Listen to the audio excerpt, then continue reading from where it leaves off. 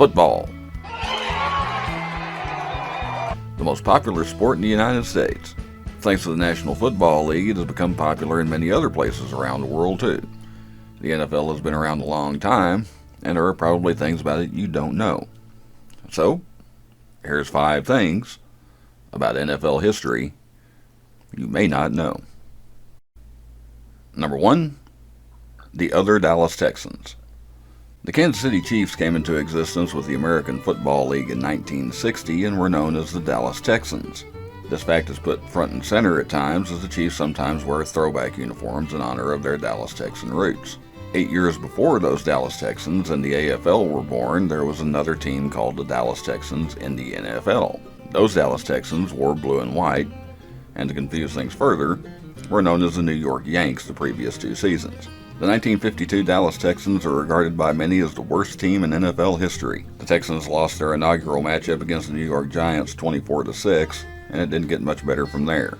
At a time, how much money a team brought in relied solely on ticket sales, and with each loss bringing fewer fans to the Cotton Bowl, the Texans couldn't make their payroll by week 7 of the season, and the team was essentially sold back to the league. Though they kept the name Dallas Texans, the team would play their last 2 home games in Ohio and Michigan. The only Texans win was a 27-23 victory over the Chicago Bears at the Rubber Bowl in Akron, Ohio. Officially, the Texans have the dubious honor of being the last NFL team to fold, but the majority of its players and coaches would be the foundation for another expansion team starting in 1953, the Baltimore Colts. 5 seasons later, that team would be NFL champions. Number 2, going both ways. There have been a few players in the modern NFL that have made quite a name for themselves as two-way players, playing on both offense and defense. Perhaps most notable of them being Deion Sanders, who is both a defensive back and a wide receiver. Also, William Perry became something of a cult hero, playing both defensive tackle and fullback in the mid-1980s. In the early NFL, all the way through the 1950s, two-way players were not only common, it was somewhat expected. In the 1930s, rosters had as little as 20 players on them, expanding to 30 by the end of the decade and still being as little as 33 by the 1950s. With 22 players on the field for both offense and defense, some players had to play both, and many excelled. The legendary Red Grange was one of the best running backs of the 1920s and 30s for the Chicago Bears, but he was also one of the better defensive backs of the time. Chuck Bednarik put together a Hall of Fame career with the Philadelphia Eagles, playing both center and linebacker, and perhaps nobody in NFL history had a better two-way career than Sammy Baugh. In 16 years with the Washington Redskins, Baugh set 13 NFL records in 3 different positions: quarterback, punter, and defensive back. In a single game against the Detroit Lions in 1943, Baugh threw 4 touchdown passes, intercepted 4 passes, and had an 81-yard punt. Number 3, banned for life. Major League Baseball has banned many individuals for life from the league. The most famous among them including Pete Rose, who was banned for betting on baseball games when he was a player and manager, and 8 players from the 1919 Chicago White Sox who were accused of conspiring with gamblers to throw the World Series that year.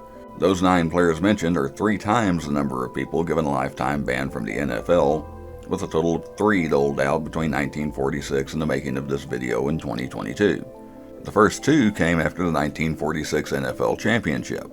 Quarterback Frank Filchock and fullback Merle Hapes of the New York Giants were accused of taking bribes to lose the championship game to the Chicago Bears, which is what happened with a final of 24-14 in favor of Chicago. Filchock admitted he was approached with the proposal but denied taking the bribe. Despite this, both Filchock and Hapes were given a lifetime ban. 3 years later, Filchock was reinstated by the NFL. Hapes' lifetime ban stands to this day. The only other player banned for life was Ray Caruth of the Carolina Panthers. In November 1999, Caruth's girlfriend, who was pregnant with his child, was shot 4 times. The baby survived, but Adams died a month later. Caruth was found guilty of conspiracy to commit murder for hiring the gunman to kill Adams and sentenced to 18 years in prison. Soon to follow was a lifetime ban from the NFL. Number 4, painted horns. The visual that most identifies with an NFL team in modern football is likely the helmet logo. From the blue star of the Dallas Cowboys to the horns of the Minnesota Vikings to the horseshoe of the Baltimore Colts, with or without script, a team's helmet makes it obvious what team it represents. But it wasn't always that way. In the earliest years of the NFL, teams wore leather helmets, most of which were a standard brown, roughly the same color of the football. Some teams took advantage of this, along with same-colored arm pads, to try and deceive opponents as to who had the ball. Some players even threw their helmets on the ground, hoping to trick an opponent into thinking there was a fumble. In 1946, Los Angeles Rams running back Fred Jerk took things in a different direction. An art major at the University of Utah, Jerk painted horns on his leather helmet. After showing it to team owner Dan Reeves for approval, Reeves paid Jerk $75 to paint the same horns on all the team helmets. These helmets debuted in 1946 to grant approval from Rams fans, and in 1949 the NFL moved to a new plastic helmet made by Rydell Sporting Goods, who baked Jerk's design into the Rams helmets. By the early 1960s, every team adopted some kind of helmet logo, aside from the Cleveland Browns, though the Browns did have player numbers on their helmets between 1957 and 1961. Number 5, the Los Angeles Buccaneers. In 1946, Cleveland Rams moved to Los Angeles. It was the first time an NFL team would play regular season home games on the west coast of the United States. But thanks to an unusual situation 2 decades earlier, the Rams were not the first team to call Los Angeles home, with home being a broad term. In 1926, when it was still called the American Professional Football Association, the league expanded to 22 teams with new franchises in Louisville, Hartford, Brooklyn, and Los Angeles. The Los Angeles Buccaneers were set to make history as the first team in the league to play on the West Coast, with plans to play home games at the Los Angeles Memorial Coliseum, home of the University of Southern California. There was one problem. Nobody told the commission that ran the Los Angeles Memorial Coliseum. In those early days, pro football was considered far inferior to college football, and the commission refused to allow a pro team to play there.